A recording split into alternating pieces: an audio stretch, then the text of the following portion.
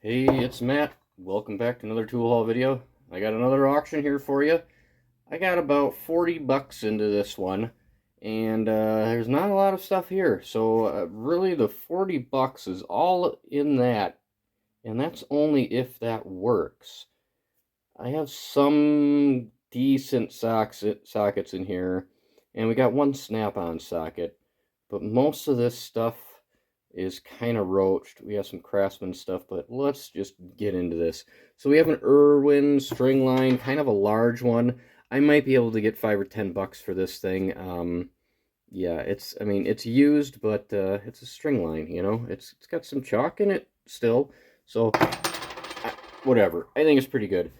Back here we got a 36 millimeter KD socket, and normally I'd say, hey, it's an impact socket, it's worth some money, but not many people go for this big of a socket unless you're taking a lot of axle nuts off. And I already have one of these because I take a lot of axle nuts off because I've had Jeeps and I've had Chevys, and those front wheel bearings, they go bad, and it's usually a 36 millimeter nut holding that axle shaft stub in there. So I already have one of those. Don't need another one. I might be able to get 5 or 10 bucks for that. Back here we have a 13/16 deep barn A V. I think it's a double line V. Yeah, double line V. And I don't need one of those. I already got one of those. We got a 5/8, 12-point deep V. I do need one of these because right now I have a double line V in its place, but this socket is it's roached. It's bad. So no bueno. Got a bunch of Craftsman 12-point half-inch drive here. We have some 15/16, some 7/8, 13/16, 3/4, two 11/16, three 5/8, one 9/16, one half-inch, one 7/16. They're all pretty roached, except for this 7/8 upside down G.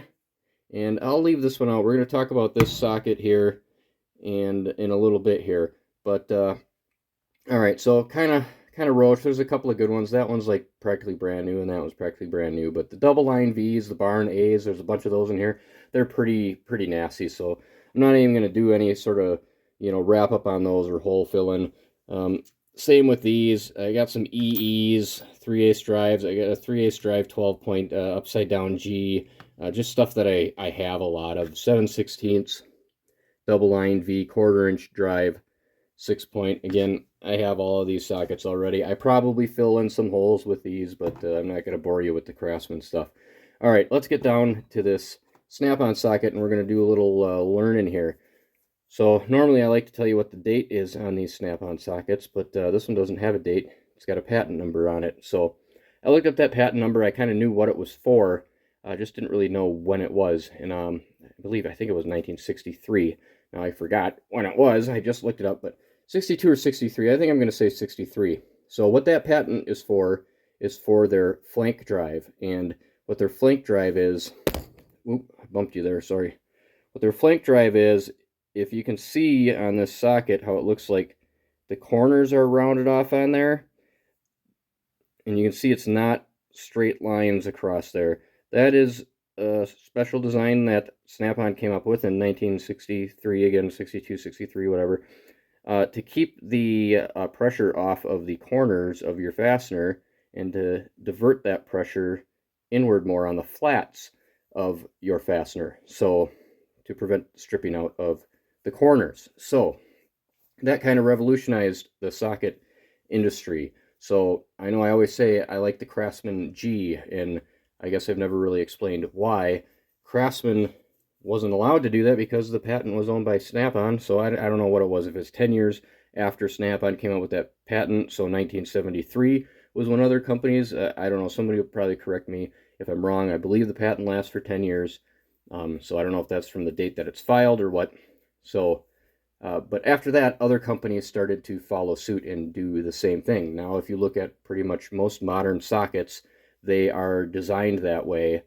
They're utilizing that technology that I believe Snap-on came up with. There might have been somebody else who did it, but Snap-on patented it. So anyway, we'll get back to this G here. This is the upside down G, and when I say I prefer the G sockets, I mean the upside down G, or the G1s, or the G2s, or the G2Ds, or whatever they are, because these are, as you can see, they are that flank drive style.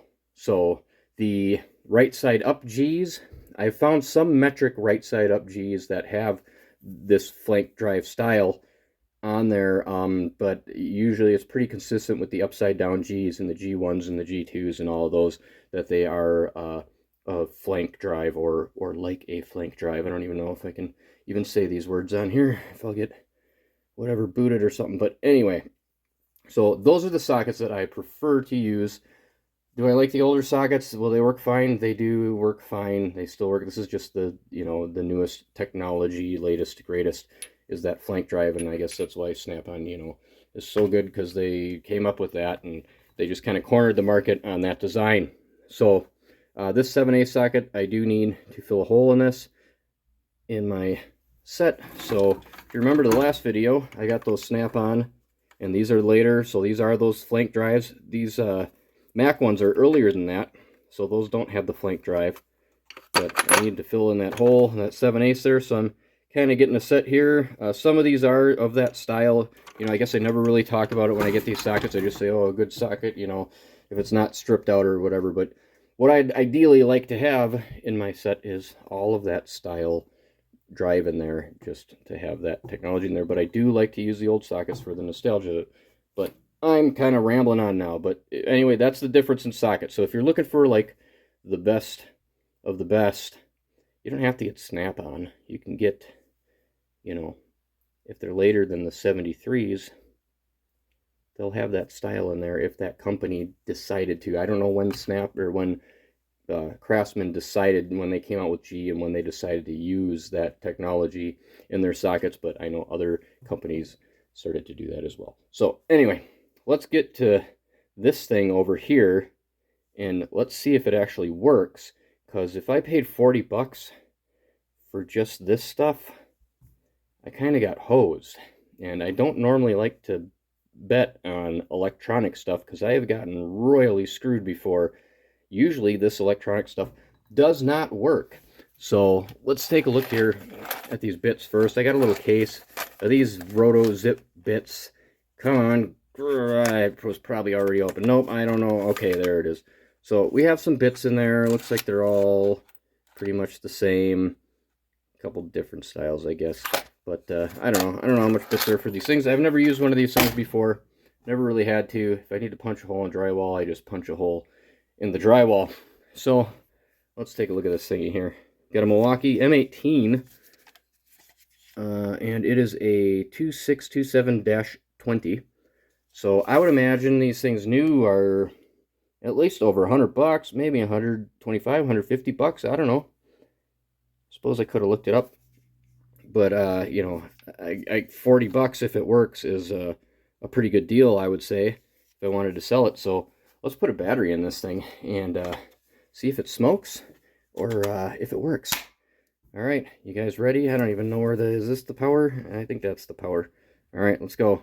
Oh, wrong way. All right, here we go. All right, light works.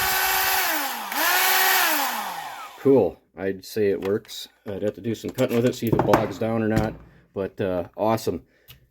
That is cool. That makes it worth it. So I could sell that probably for 50, 60 bucks. I would be willing to bet. So everything else in here is a win, is free. All right, awesome. Thanks for watching. What was your favorite tool? Did you learn something about the flank drive there? I hope so. All right, have a good one.